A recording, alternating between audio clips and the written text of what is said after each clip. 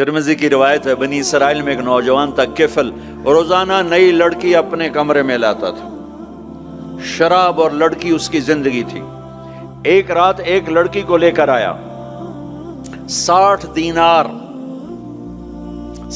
دینار پاکستان کا 12 لاکھ روپیہ بنتا ہے، اور آپ کا 1 لاکھ بنتا ہے۔ 1 لاکھ رینڈ دے کر وہ ایک لڑکی کو لے کر آتا ہے۔ جب کمرہ بند کیا تو دیکھا وہ لڑکی رو رہی تھی، تو کفل کہتا ہے میں زبردستی تو نہیں لے کر آیا، ڈیل کر کے لایا ہوں۔ تو وہ روتے بولی، کفل طوائف نہیں ہوں، غریب ہوں، مجھے غربت نے عزت بیچنے تک پہنچا دیا ہے۔ میں کہا کرتا ہوں جب مالدار لوگ زکوٰۃ نہیں دیتے تو غریبوں کی بیٹیاں طوائف بن جاتی۔ جب مالدار لوگ اپنے دنیا کو جنت بناتے ہیں اور غریبوں کو بھول جاتے ہیں تو غریبوں کی بیٹیوں کی عزتیں یوں نیلام ہوتی ہیں۔ وہ ساری زندگی کے لیے طوائف کا داغ اپنے ماتھے پہ لیتی ہیں اور زندگی بھر عزت کا ایک لمحہ نہیں گزار سکتی۔ اور طوائفوں سے کھیلنے والے وہ ویسے ہی مسٹر رہتے ہیں، وہ ویسے ہی ہز ہائنس رہتے ہیں، ویسے ہی یور آنر رہتے ہیں۔ ایک بچی کی عزت برباد ہو گئی اور اس خبیث کی عزت ویسے کے ویسے ہے۔ اس لیے تو میرے اللہ نے قیامت کا دن رکھا ہے، اس لیے تو میرے اللہ نے قیامت کا دن رکھا ہے۔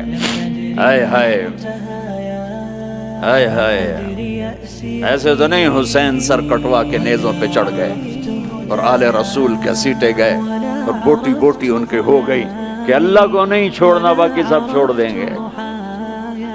جس امت کے پاس کربلا کی تاریخ ہو وہ امت نماز چھوڑ دے، وہ امت جھوٹ بولے، شراب پی، زنا کرے۔ جلا دو اپنی تاریخ کو، جلا دو اپنی کتابوں کو، جلا دو اپنی میراث کو، جو کرنا پھر جو مرضی کرو، بھلا دو حسین کی قربانی کو۔ یہ کوئی زندگی ہے جو ہم گزار رہے ہیں؟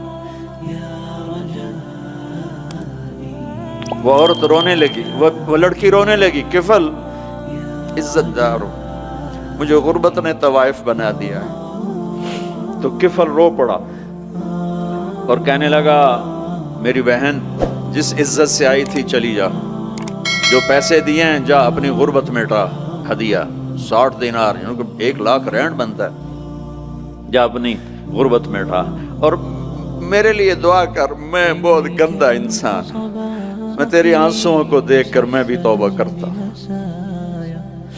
وہ لڑکی گھر پہنچی، پیچھے کفل مر گیا، اس کو نہیں پتا موت آئی کھڑی ہے سر پہ، وہ مر گیا۔ اللہ آخرت سے پردہ نہیں اٹھایا اللہ نے۔ وَمِن وَرَائِهِمْ بَرْزَخٌ إِلَى يَوْمِ يُبْعَثُونَ، پردہ ہے، مر گیا، کیسے مرا، کس حال میں مرا، کچھ پتہ نہیں ہے۔ اس کی قدردانی پہ قربان جاؤ۔ کل اگر یہ مردہ ملتا نا اپنے گھر میں، اس کو کسی نے اٹھانا نہیں تھا، کمرے میں ہی دبا دینا تھا، وہیں پتھروں میں اس کو دبا دینا تھا، یہ ایسا انسان تھا، لیکن وہ تو توبہ کر چکا تھا۔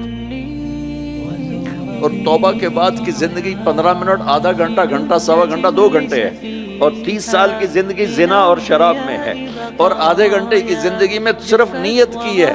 کل تک تو بھی سورج میں نہیں دیکھا اور موت نے آ کے اٹھا لیا۔ صبح جب ہوئی تو لوگوں نے دیکھا کفل کے گیٹ پہ لکھا ہوا تھا ان اللہ قد غفر للکفل، لوگوں اللہ نے کفل کو معاف کر دیا۔ یہ کیوں لکھوایا؟ یہ کیوں لکھوایا؟ اس لیے لکھوایا کہ اب یہ ہمارا دوست ہے، آؤ اس کو عزت سے ہمارے پاس پہنچاؤ۔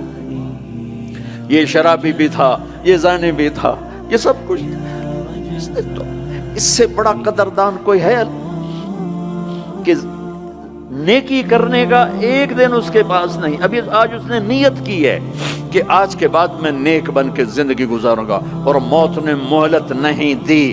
خالی نیت پر میرے اللہ نے کیا کر دیا، اتنا بڑا مین گیٹ پہ نورانی سطر سے لکھا ہوا تھا ان اللہ قد غفر للکفل، اللہ نے کفل کو معاف کر دیا۔ یعنی جاؤ اس کو عزت کے ساتھ لے کر آؤ اور میرے دربار میں پہنچاؤ، یہ اللہ ہے۔